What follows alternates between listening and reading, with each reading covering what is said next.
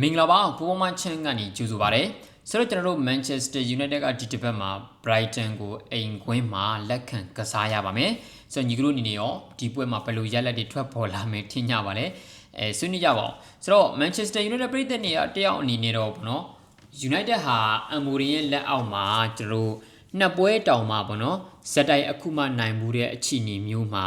သုံးပွဲဇက်တိုက်တာနိုင်အောင်စွမ်းဆောင်ပြနိုင်ခဲ့မယ်ဆိုရင်ပရိသတ်ဒီ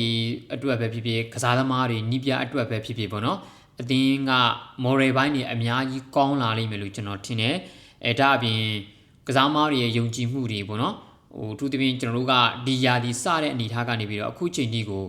တည်ငြိမ်နဲ့စတင်ထားတာမျိုးတွေပေါ့မရှိသေးဘူးဗျာဒီလားနော်ရှုံပွဲကြုံလိုက်နိုင်ပွဲကြုံလိုက်ကမောကမပွဲတွေကြုံလိုက်နဲ့ဒါမျိုးတွေကျွန်တော်ကသွားနေရတာအဲ့တော့ United ကဒီပွဲမှာကျွန်တော်တို့နိုင်ပွဲဆက်ပြီးတော့ယူနိုင်မယ်ဆိုရင်တော်တော်ကိုအချီနေကောင်းသွားမှာပေါ့နော်ဒါအပြင်အဆင့်1ကအသင်းအနေနဲ့လည်းအဆင့်1တို့2တို့3တို့4တို့ပေါ့နော်အဲ့လိုနေရာကအသင်းအနေနဲ့လည်းလောလောဆယ်မှာအမှတ်က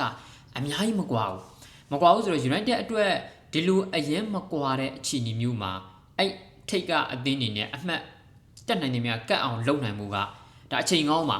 ါပေမဲ့ကျွန်တော်လုံနိုင်မှာလားပေါ့နော်တခုရှိတာကကျွန်တော် Brighton ကြောက်မယ် Brighton ကိုကျွန်တော်ကြည့်တဲ့အခါဟာအန်ဖီကွင်းမှာတောင်မှ Manchester United ကနိုင်ထားသေးတာပဲဘာလို့ Brighton ကိုလုံးမပြနိုင်ရမှာလဲပေါ့ကျွန်တော်ကတော့ဒီပွဲမှာကမောကမဖြစ်ပြီးတော့2-1လို့ဘာလို့နဲ့နိုင်သွားလိမ့်မယ်လို့ကျွန်တော်ယူဆတယ်တကယ်လည်းနိုင်စီခြင်းနေပေါ့နော်တိုးတော်လည်းပဲ Brighton နဲ့တွေ့တဲ့အခါတိုင်းမှာကျွန်တော်ပြဿနာတွေတက်တယ် Manchester United မှာကျွန်တော်ပေါ့နော်အမြဲတမ်းဒီပါတိုင်ပတ်တဲ့အသင်း၃သင်းကျွန်တော်ရှိတယ် Brighton ရဲ့ Brentford ရဲ့ Crystal Palace ရဲ့အဲ့ဒီ၃သင်းကUnited ကနိုင်ပွဲတွေဆက်တော့မယ်ဟေးလို့ကြည့်လိုက်တဲ့အချိန်ဟာ United ရဲ့ပေါ့နော်ကျွန်တော်တို့အဆင်ပြေတော့မယ်ဟေးလို့ကြည့်လိုက်တဲ့အချိန်တွေမှာအိုက်ကောင်တွေတင်းတင်းနဲ့တွေ့အမြဲတမ်းတိုင်ပတ်တယ်အခုကျွန်တော်တို့ Brighton နဲ့ကျွန်တော်တို့ပွဲပေါ့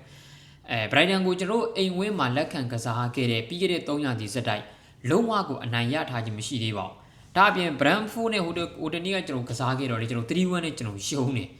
ဒီအသင်းတွေဟာတကယ် Manchester United ပြည်သက်တွေဆိုကောင်းကောင်းသိတယ်ကိုရီကိုဒုက္ခပေးနိုင်တဲ့အသင်းတွေ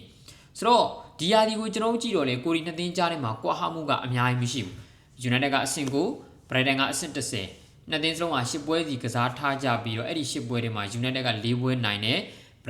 Brighton က3ပွဲနိုင်တယ် United က1ပွဲတည်ကြပြီးတော့ Brighton ဟာ3ပွဲတည်ကြတယ် Manchester United က3ပွဲရှုံးတော့ Brighton က2ပွဲရှုံးထားတယ်တိုက်စစ်က United က17ဂိုးရထားတယ် Brentford က12ဂိုးBrighton က12ဂိုးပေးထားတယ်ခံစစ်က Manchester United က12ဂိုးပေးထားတယ်Brighton က17ဂိုးပေးထားတယ်ဆိုတော့ဒီအသင်းတွေကြားထဲမှာထူးခြားကွာဟချက်ရလို့ကျွန်တော်မရှိပါဘူးเนาะဆိုတော့ဒီနေရာမှာဆိုလို့ရှိရင် Brighton ဘက်ကကျွန်တော်ကြည့်မယ်ဆိုရင်တော့ဗောနော် Manchester United အတွက်အများကြီးတတိထားစရာပါဘာလို့လဲဆိုတော့ Brighton ဟာတရားဒီ10ပွဲကစားပြီးတဲ့အချိန်မှာ3ပွဲအနိုင်ရထားတယ်အဲ့ဒီ3ပွဲကအသင်းကြီးတွေနဲ့ကြည့်ပဲရဲ့ Manchester City ကို2-1နဲ့အိမ်ကွင်းမှာနိုင်တယ်ပြီးရင်ကျွန်တော် Chelsea ကို away ကွင်းမှာ1-3နဲ့နိုင်ပြီးတော့သူတို့အိမ်ဝင်းမှာ Newcastle ကို2ဂိုးတကူနဲ့ကျွန်တော်နိုင်တယ်ဆိုတော့ Brighton ဟာအသင်းကြီးကြီးပဲကိုပဲသူတို့ကတိတ်ထားတာဆိုတော့ Manchester United က Sunderland ကို2-0နဲ့နိုင်တယ် Liverpool တင်းကို1-2နဲ့နိုင်ပြီးတဲ့ပွဲအပြီးမှာ3ပွဲစတိုက်နိုင်ပွဲရဖို့ကြိုးပမ်းနေတဲ့အချိန်ဒီလိုအသင်းကြီးတွေကိုပဲဒီယာဒီအနိုင်ယူထားပါတယ်ဆိုတဲ့အသင်းနဲ့တွေ့ရတာတိတ်တော့အခြေအနေတော့မကောင်းဘူးဒါပေမဲ့လို့ပေါ့နော် Brighton Curse ကိုကျွန်တော်တွေလုံးဝဖြတ်ပြနိုင်မှုကျွန်တော်လိုတယ်ကျွန်တော် Anfield မှာမနိုင်တာ10နှစ်ရှိပါပြီအဲ့ဒါကိုကျွန်တော်အနေနဲ့ပေါ့နော်ရအောင်ကျွန်တော်လုပ်နိုင်ခဲ့တယ်ကိုယ့်ဘက်မှာလည်းနည်းနည်းကန်ကောင်းခဲ့တာတွေရှိတယ်ပေါ့လေတိုင်နေပါလိမ့်မှန်တာနဲ့ဒါပေမဲ့လည်းလို့ပေါ့နော်ဘယ်လိုပြောမလဲ3မှတ်ရအောင်ယူထားနိုင်ခဲ့တယ်ဆိုတော့အဲ့ဒီပွဲကအပြောင်းအလဲကျွန်တော်ဖြစ်မှရမယ်အမိုရီတို့ဒီတော်တော်လေးကိုသူတိုင်ပတ်နေရတာပါအဲ့လိုတိုင်ပတ်နေရတဲ့အခြေအနေမျိုးမှာဆိုရင်ကျွန်တော်တို့ရှေ့နီးပြတွေနိုင်အောင်လုပ်ထားနိုင်ခြင်းမရှိပါဘူးဆိုတဲ့ Anfield လိုကွင်းမျိုးမှာနိုင်အောင်လုပ်ပေးတာကတော်တော်လေးကိုကစားမတွေအတွက်အခြေအနေကောင်းသွားမယ်အခုဆိုလို့ချင်းသူကပိုင်ရှင်ရဲ့ထောက်ခံမှုတွေရထားတယ်ကစားမတွေရဲ့ထောက်ခံမှုတွေကျွန်တော်ရထားတယ်ယုံကြည်မှုတွေရထားတယ်ဆိုတော့ဒါဒီလင်ပဲတကယ်အကောင်းဆုံးလို့ကျွန်တော်ပြောတာနီးပြတယောက်ကသူ့ကိုယုံကြည်တဲ့တဲမှာသူ့ရဲ့အနာဂတ်တွေကိုပြောင်းလဲပေးနိုင်တဲ့သူတွေရှိနေတယ်ဆိုရင်ဒါတော်တော်လေးကိုအခြေအနေကောင်းနေပါပြီအဲ့လိုနေထားမှာဆိုလို့ရှိရင်လီဗာပူးလိုအသင်းမျိုးကိုလည်းအနိုင်ယူပြထားတော့ငါတို့ဒီ Anfield ကွင်းမှာတောင်နိုင်နေရင်ကျန်တဲ့ကွင်းတွေဘာလို့မနိုင်ရမှာလဲကျန်တဲ့အသင်းတွေကိုအနိုင်ယူနေစွမ်းရှိတယ်ကွာဆိုတဲ့ပေါ့နော်ကျွန်တော်ဒီစိတ်တဲ့မျိုးကကျွန်တော်ရှိဖို့လိုပါတယ်ပရိသတ်တွေရဲ့ဘက်ကငါတို့ကတော့ဘယ်သင်းကိုမဆိုအနိုင်ယူနေစွမ်းရှိတယ်ဟိဘာညာပြောဒါတွေက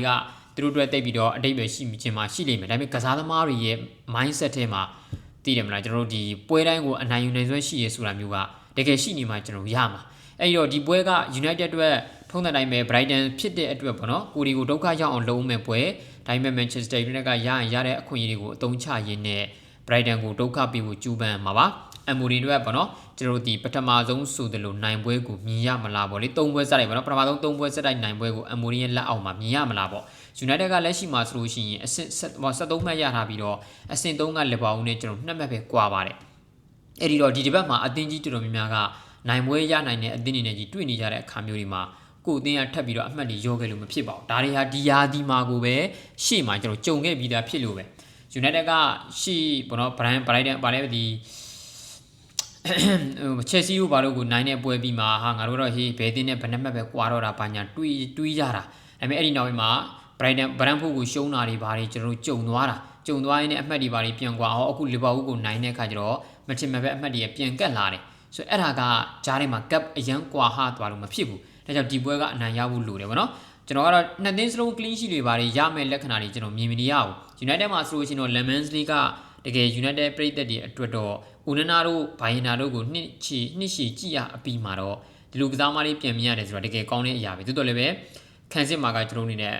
အပေါင်ချောင်းတွေကျွန်တော်အများကြီးရှိပါတယ်သူတပင်ကွင်းလေကပေါ့နော် Carlos Baleba တို့ပေါ့နော်ပြီးလို့ရှိရင်